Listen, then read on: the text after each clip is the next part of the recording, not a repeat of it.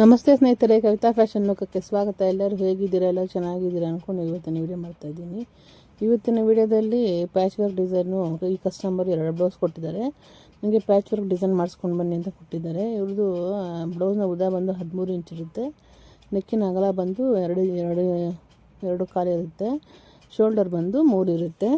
ಇದು ನಾನು ನೋಡಿ ನಾರ್ಮಲ್ಲು ಲೈನಿಂಗ್ಗೆ ಕಟ್ಟಿಂಗ್ ಮಾಡ್ಕೊಳ್ತಾ ಇದ್ದೀನಿ.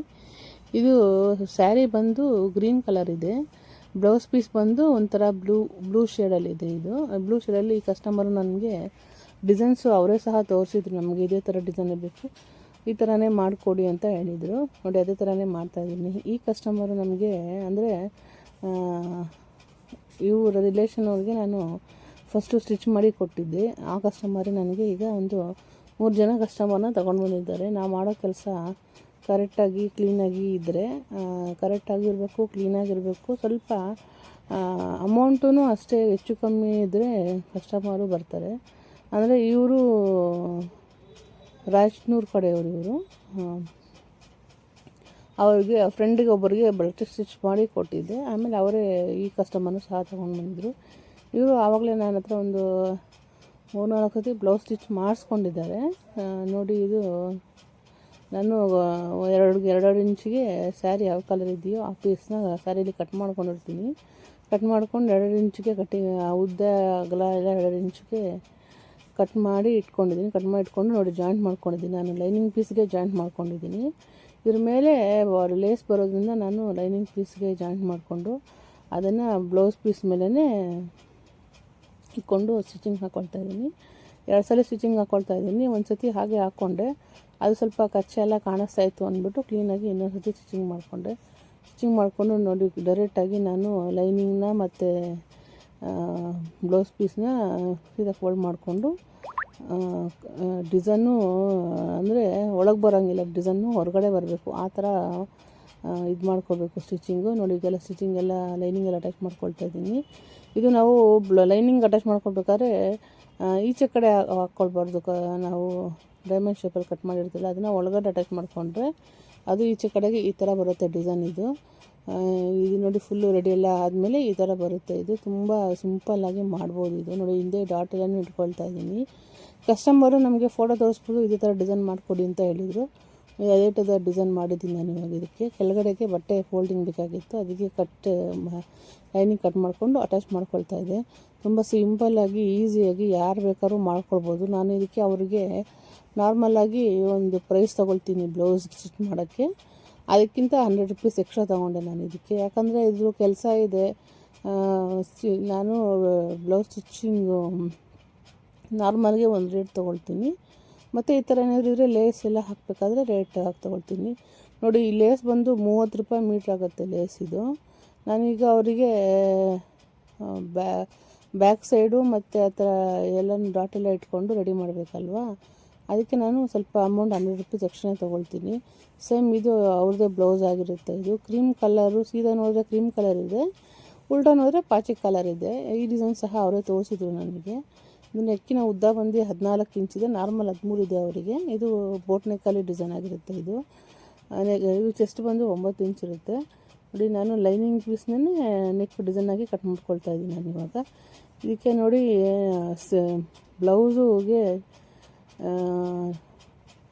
2 ಸೈಡೂ ಪಿನ್ ಹಾಕ್ಕೊಂಡು ಅಟ್ಯಾಚ್ ಮಾಡ್ಕೊಳ್ತಾ ಇದ್ದೀನಿ.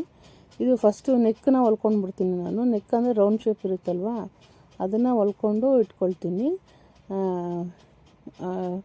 ಕೆಳಗಡೆ ಏನು ಲೈನಿಂಗ್ ಅಟ್ಯಾಚಿಂಗ್ ಮಾಡ್ಕೊಳ್ಳಲ್ಲ ಕೆಳಗಡೆಗೆ, ಮೇಲ್ಗಡೆ ಮತ್ತು ಫಸ್ಟು ನೆಕ್ ಶೇಪ್ನ ಕಟಿಂಗ್ ಮಾಡಿ ಇಟ್ಕೊಂಡ್ಬಿಡ್ತೀನಿ ನಾನು. ಈ ಡಿಸೈನ್ ಇದನ್ನು ಸಹ ಪ್ಯಾಚ್ ವರ್ಕ್ ಡಿಸೈನ್ ಆಗಿರುತ್ತೆ.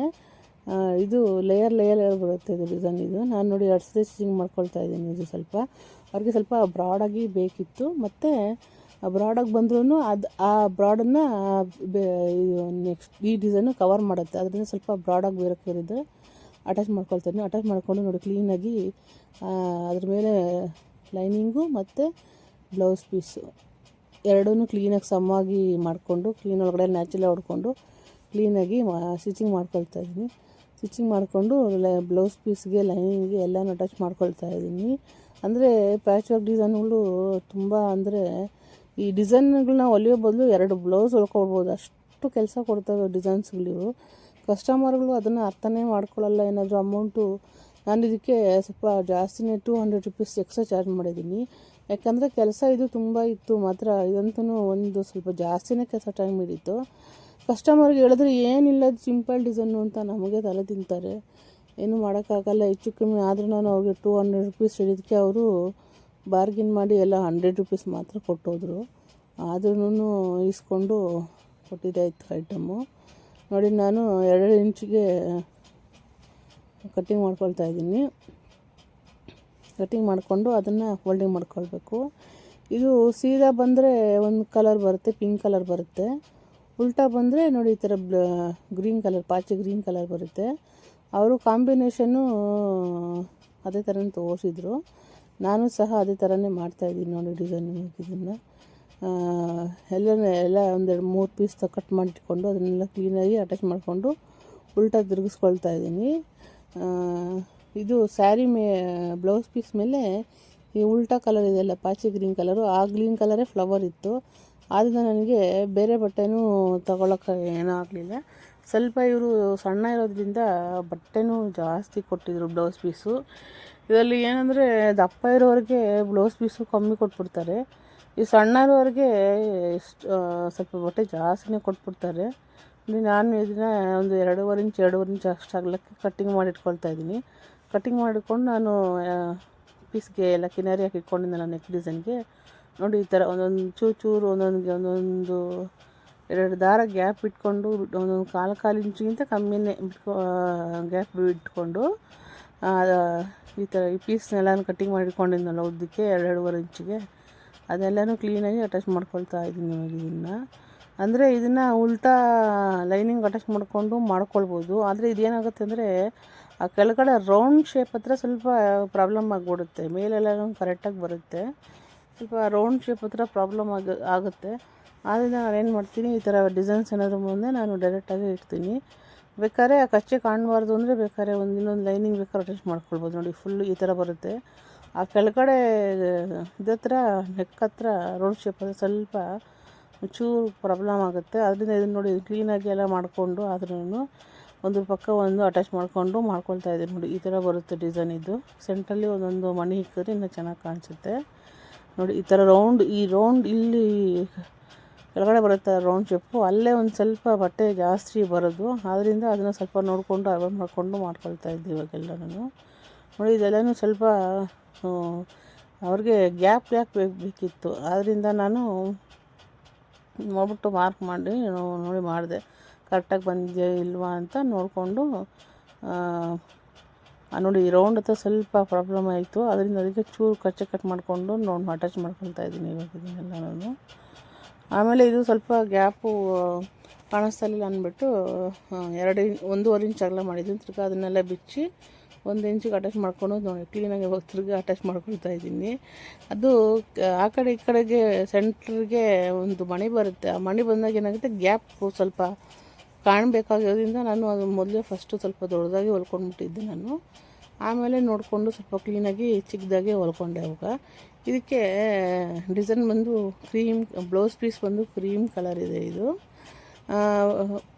ಸೀದಾ ಕ್ರೀಮ್ ಕಲರ್ ಇದೆ, ಉಲ್ಟಾ ಬಂದು ಪಾಚಿ ಗ್ರೀನ್ ಕಲರ್ ಇದೆ. ಒಂಥರ ಸಾಫ್ಟು ಇದು ಆಮೇಲೆ ಸ್ಯಾಟಿನ್ ಬಟ್ಟೆ ಬರುತ್ತಲ್ಲ ಆ ಥರ ಬ್ಲೌಸ್ ಪೀಸ್ ಇತ್ತಿದ್ದು. ನೋಡಿ ಕ್ಲೀನಾಗಿ ಎಲ್ಲಿ ನೋಡಿ ರೌಂಡ್ ಶೇಪಾಗಿ ನಿಧಾನಕ್ಕೆ ಅಟ್ಯಾಚ್ ಮಾಡಿಕೊಂಡು ಆ ಶೇಪ್ನ ಮಾಡ್ಕೊಳ್ತಾ ಇದ್ದೀನಿ. ಶೇಪನ್ನ ಕ್ಲೀನಾಗೆಲ್ಲ ಮಾಡಿಕೊಂಡು ನಮಗೆ ಎಷ್ಟು ಅಗಲ ಬೇಕು ಎಷ್ಟು ಚಿಕ್ಕದು ಬೇಕು ನೋಡಿಕೊಂಡು ಆಮೇಲೆ ಕ್ಲೀನಾಗಿ ಕಟ್ಟಿಂಗ್ ಮಾಡ್ಕೊಳ್ತಾ ಇದ್ದೀನಿ. ಕಟ್ಟಿಂಗ್ ಮಾಡ್ಕೊಂಡು ನೋಡಿ ಈ ಥರ ಫುಲ್ಲು ರೆಡಿ ಆಗುತ್ತೆ. ಬ್ಲೌಸ್ ಸಹ ಈ ಥರ ಬರುತ್ತೆ. Thank you.